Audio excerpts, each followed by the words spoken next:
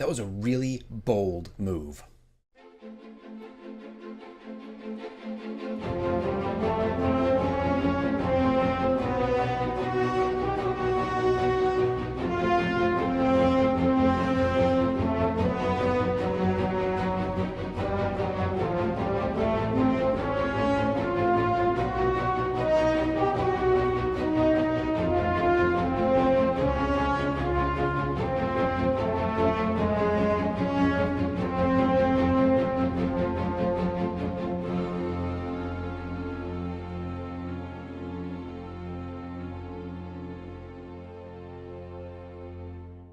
Hey everybody, this is DM Mike, and this is Campaign Diary number 4 in Session 5, which I don't know how that works out, but the math works out. Every Campaign Diary has pretty much happened after we've played, so somehow it's working out. Mathematically, I don't know. But last night we played, Friday night, July 27th, 2018, I guess, depending on when you watch this. And we had a great time. I think it was an amazing time. I think... and this is not tooting a horn, it's not because of what I did. I think it was one of those moments where, as players and DMs, I've always seen DMs as the conductor, in an orchestra, and the players are the orchestra itself, and we're just kind of conducting and we're working together and we're feeding off each other and just kind of create this all-around beautiful music. And of course, if one flute player is off, or a violinist, or someone working in the brass section is off, things just don't quite work as well and it gets a little janky. But I think last night when we played, it was actually really well done. I think everybody was kind of on their game, and there's one move in particular towards the end of the campaign where we actually ended the campaign, or actually ended the session, not the campaign, which was really good. I think the past couple times, last session and this, we've landed on some pretty interesting, I dare say, cliffhangers, and it was never intended, never kind of sat out to say, okay, right here I want to have a cliffhanger. I mean, definitely there have been times like that, but last night was like, came out of the blue. It was a very, very bold move. But anyway, we are in Horde of the Giant Queen, and we're in Chapter 2, and we've gotten past the Stragglers map. If you watched last Campaign Diary, my players had set up a ruse and got themselves in a little bit of a pickle. And I won't go into that because I've already talked about it. But anyway, they survived the encounter. It was a rough encounter. I had my own monsters against my own monsters, but also other monsters against the players, and the players against the other monsters. So it was a lot of back and forth. It was I thought it would be awkward and weird and time consuming to be rolling against myself. But the reality is that fight, and there was a lot of stuff that happened in that fight, but that fight went by pretty quick, and it went a lot smoother than I really anticipated.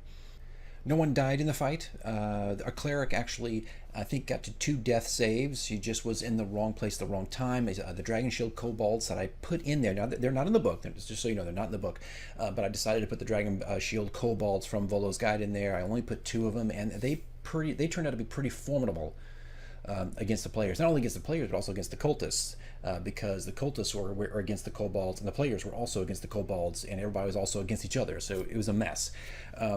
But they actually held their own really, really well, and one of the players went down, our cleric, I'll put her picture up here, Pax. She had to do, I think, 2 death saves, one of those, and we kind of fudged the rules, not fudged them, but I kind of forgot, I think, at the table at the time, in the middle of combat. Sometimes as DMs, you just kind of forget things, and it's like, oh, okay, let's keep going. She should have done maybe a second death save. She had dropped to 0, dropped down, and round went by. She rolled for her first death save, and then one of the characters who was right next to her, because they were all these kobolds and enemies. Maybe I'll put a picture up here. Maybe I actually did a snapshot. Were all around her and him. Our storm, our tank. He did Thunder Wave, and it hit the cleric and the kobolds as well. And I think when I look back on that, and we kind of at the end of the session we're like, yeah, she should have done a death save. I think we almost could have lost her last night, and that would have been diminishing. Matter of fact, I took a moment there because I thought she was dead. I thought we had actually hit all 3 death saving throws, and they were all failures. So this is a lesson to be learned when there's a death at the table. I think other DMs have talked about this, and I had this situation last night. It was false, but I thought we did. I was playing music, right? We're all in the combat, and then after he did the Thunder Wave, I thought our cleric was dead. So I finished the round, and I hit pause on the music and say, okay, let's talk. What just happened here? Are you dead? What's happening to your character? And so we did take a moment there, and of course we wrapped it up in about 30 seconds because she wasn't dead. But it was just a reminder if there is a death at the table, if that's obviously going to affect the table and affect the players, take a moment, pause the game, and talk about it. Right? Just one of those lessons I learned last night, and luckily, I think I learned it before, and luckily I got to use it. I used that method last night. Anyway, the combat went okay, and it actually went really, really well. The druid turned into a horse. I'll put her up here, maybe the horse over here, and she charged through several of the kobold ranks, trampling, I think, 2, maybe 3 kobolds at the most. One of the Dragon Shield kobolds held out to the end. Matter of fact, he had gotten poisoned, he had gotten trampled, he had been hit by arrows, he just kept going. At one point he was unconscious, but then one of my cultists attacked him with a spear, and he got back up again, and he had 1 hit point left when he got back up. And our Fae, I'll put her up here, the Cricket, her name's Cricket, managed to fly up and shoot an arrow, and every time she shoots off an arrow, if she hits the creature, it's only like 1 hit point of damage, right? That's all it is. She's not very effective in that matter. Well, she hit him, and he had 1 hit point left. So the Fae got her first major kill on one of the kobolds, and she was very excited by that. She was very happy about that. But they made it was about 45-minute battle. Didn't feel like it, and felt like it went by really fast, but it was a good battle. There was a lot of things at stake, a lot of people near death. Of course, the cleric did drop, but in the end, everybody killed everybody else. The kobolds, the cultists were destroyed. They didn't take anybody prisoner, and they kind of stayed there in the camp for a little bit and let the cleric heal up, and a couple other people got hit as well. And it was just one of those things last night where something goofy was going on. I was actually having a conversation with our cleric who was taking the symbols she had found from the cultists, which I gave him. It's not really in the book per se, but they're wearing these medallions, and a medallion like this dragon scale that I gave her in session 1, which had something scribbled on it. And her and I were going back and forth. She was doing arcana checks and history checks, and she'd been doing this for 4 or 5 sessions. So I felt like by this time something needs to be clicking, something, because she keeps doing this. So she discovered something on her own. I won't spoil it here, but she did discover something on her own. And what's funny is, as a DM, when you lose control of your table, not that completely happened last night, but I'm gonna have to go back and listen to the podcast. But her and I, the cleric and I, are talking this really serious conversation about the things she's discovering and the things she's remembering from like 4 sessions ago. And little did I know, all the other players were taking the kobolds and pretty much impaling them on spears, and managed to cook and eat another one while I'm sitting here having a serious conversation with the cleric. It was just a little like, when I kind of focused back in on the game, I realized the table's gone to hell. And it was funny. It was just people being silly and doing their own things, and apparently kobolds taste like chicken. But yeah, they kind of made venison almost like little strips of meat and whatnot, and they took it with them. But they didn't take any prisoners. Now, when they didn't take any prisoners, I thought, okay, the next section they go into is the Rearguard. They didn't know anything about it. So I thought, okay, here we go, the battle's coming. Well, they set off across the plains, and they can look out across the plains, and there were other stragglers coming to the camp. They could see off in the distance. I had them do some perception checks. A couple little anecdotal things happened along the way, but they eventually come to the ravine, and this is the second encounter in chapter 2. And up there, of course, are rocks, and there are a sizable amount of enemies hiding in them. Well, in the book, I think you have to hit like a DC 18 or DC 20 or so to actually spot if you don't know anything about it, your characters know nothing about it, they have to be able to spot the hidden ambushers. And funny enough, our Storm, our tank, rolled a perception check and got like a 22 or a 25, one of the two, I can't remember now. So yeah, they spotted it immediately. They saw a face kind of behind the rocks and kind of move a little bit. The enemy didn't see them, but he just kind of popped out of hiding for a second and went back. So they totally did not engage with that encounter. They went to the right of the ravine, so they went east and kind of went all the way around. It took them an extra hour to go past all that and kind of get back on the trail, but they eventually come to the camp. And this is where things become kind of a powder keg. And I remind them at the beginning of the session too, like, okay, why are we here? Why are you going to the camp? And just keep in mind, as we approach the camp, I said, look, this is going to be, you're walking into the lion's den, so just keep that in mind. One casual glance into the camp, you are outnumbered by significant numbers. This is not going to be, let's go in and fight. I mean, you obviously can, but just I made them very aware of what was going on. which I think, and I'll put this probably in my tips, I think that's an important thing to do for chapter 2 because I think it can make a lot of players nervous, but I think that's also awesome. Nervous and anxious. I think it's awesome. So moving ahead, they spent some time going into the camp, there's like, I guess, 3 levels of the camp, and they went past the kobolds, and they were just kind of looking for the cultists, looking how things were laid out. And I made it a point to make sure, as a DM, make sure they didn't quite stick together. So I've served in the army, and I think one thing I remember specifically, especially in basic training and afterwards, if a drill sergeant or anybody else just saw you standing around doing nothing or just kind of wandering, whatnot, they would go grab you and make you do something. Well, I kind of kept that in mind last night, and so there were several moments where I would pull characters away from each other, just cultists, like, hey, we need this done, we need that done. But that happened just about 10 minutes after they got into the camp. But they managed to go past the guard tower, no problems, because other stragglers were coming in. Matter of fact, I had stragglers passing by them and just kind of, not really saying much. That everybody was just coming into the camp, all kinds of people, the different factions coming in. And as soon as we got in, Storm and Thimbraeus, our thief, decided to go out on their own. They came up to the first round of tents. The tent was empty. I just kind of rolled for it. The tent was empty. And they went in. After observing some of the camp, they saw the Red Suns, this mercenary group called the Red Suns, and they had like painted on Red Suns on their pauldrons, on their chest armor. And so the thief used his forgery kit to say, hey, let's you and let's go and put these symbols on so we can kind of blend in. So they went into the tent, they started doing that, and of course they were interrupted several times in the tent. I set a timer for 5 minutes, and every minute I rolled, and eventually a cultist came in at one point, and just kind of interrupted that. Didn't see anything suspicious because actually in the tent was an unconscious soldier who was recovering from an injury, and this happened to be his brother. So he was coming in, and he kind of interrupted him and asked him, do you know any medicine? Can we please help my brother, fellow mercenary, heal? So that kind of interrupted them a little bit. And of course they're in the tent, and everybody else continues to move forward. They're trying to get past the kobolds. They want to go see where the mercenaries are and the cultists and whatnot.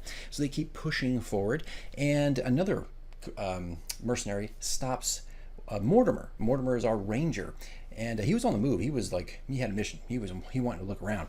And it was kind of funny. He got stopped by one of the mercenaries. I'm going to get this mixed up. Mercenary cultist.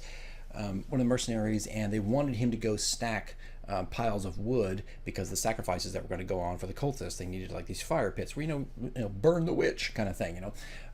They were going to be sacrificing these things to Tiamat and whatnot, and they wanted to get those piles ready. And so he was like, hey, I need your help. You need to come over here, please. We need to stack this stuff. And there was a little bit of tension, a little bit of back and forth there, because the Mortimer did not want to do that. He was like, he kept trying to keep up with excuses and whatnot. And so we did some persuasion checks, and he had to beat mine persuasion, like my kind of intelligence checks, like, okay, what are you doing? Why are you trying to talk your way out of this? Well, he successfully persuaded the guy just to go away right now because I got other things to do. But he also did it by bribing him. Mortimer gave him like 2 gold pieces to say, hey, look, can you go and just stack the wood yourself and get somebody else, because I'm just busy. And in my campaign, I've kind of devalued gold. Well, not devalued it, but I'm not handing it out as much. So gold is kind of precious, and that was a big deal. That was a big deal for the cultists to get 2 gold pieces. That's actually quite a bit, much more than what he needed to be paid for that. So he was fine with that. The cultist went on his way. So we had several incidents like that, and if you're DMing this section, I would recommend, split the party up. They'll most likely do it on their own, but I mean, if they're splitting up, there's things going on in the camp. Get them busy, stacking wood, chopping wood, sharpening weapons, doing something else. If you look in the book, there's just this little tiny line in there that talks about that.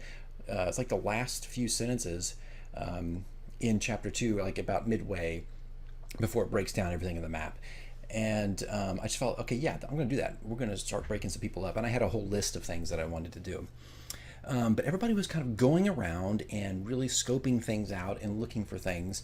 Our cleric was skirting some tents, trying to talk to cultists, trying to get information. Althea and Mortimer also trying to figure out where the prisoners were and who was what, and did they know anybody else, these names that they had.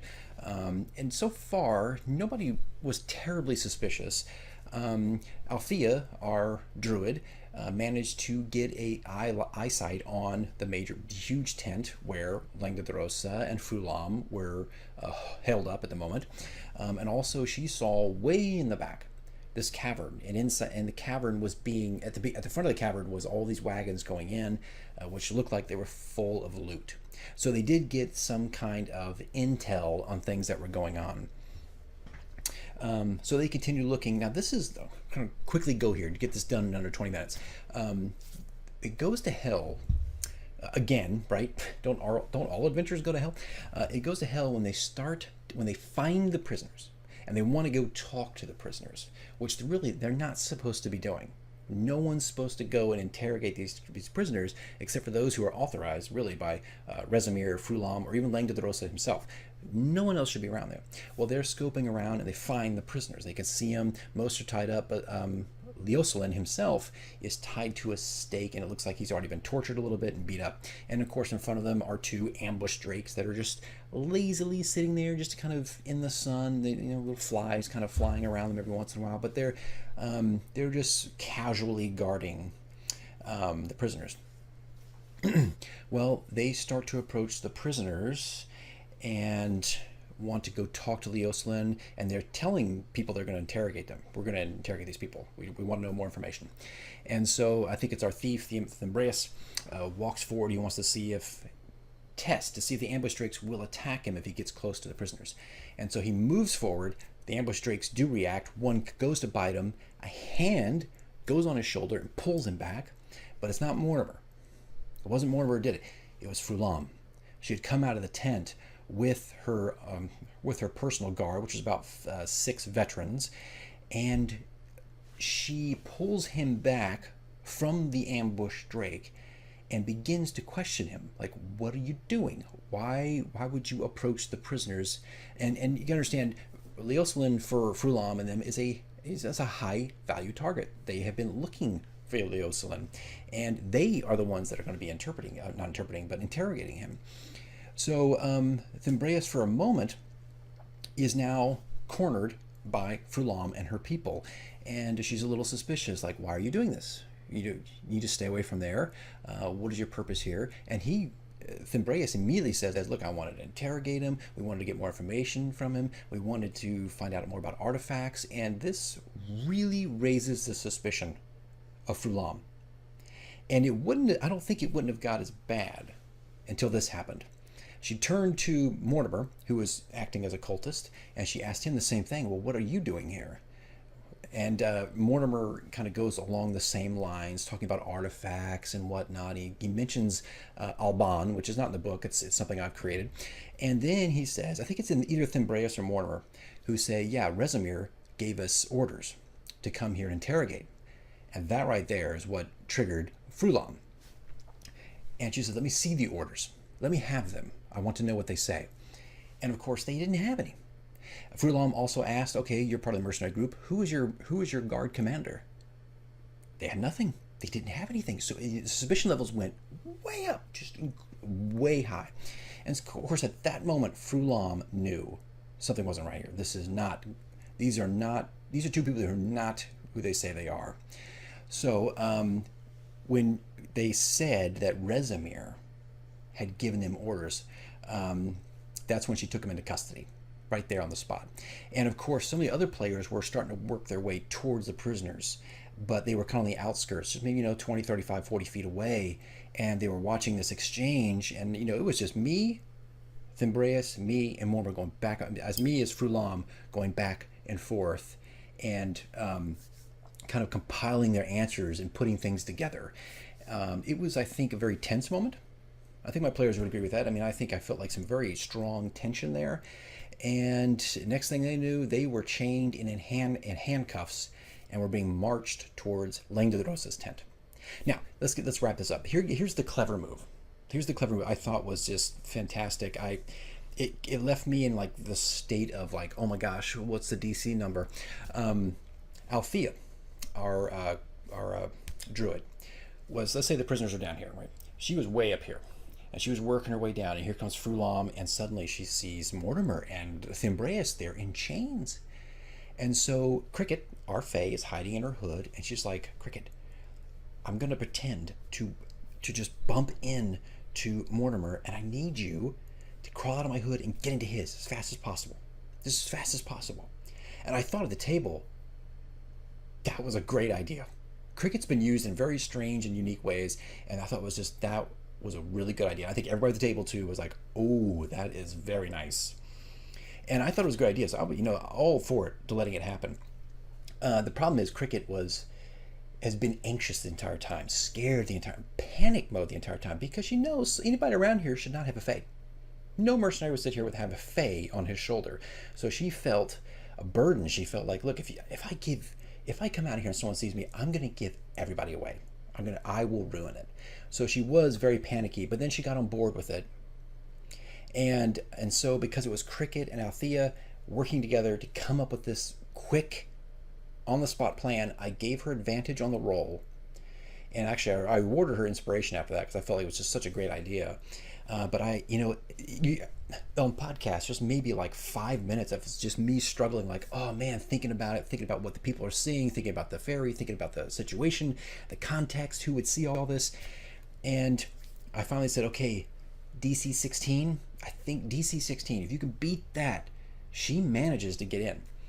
And she rolled the dice, and she made it. She got I think an 18.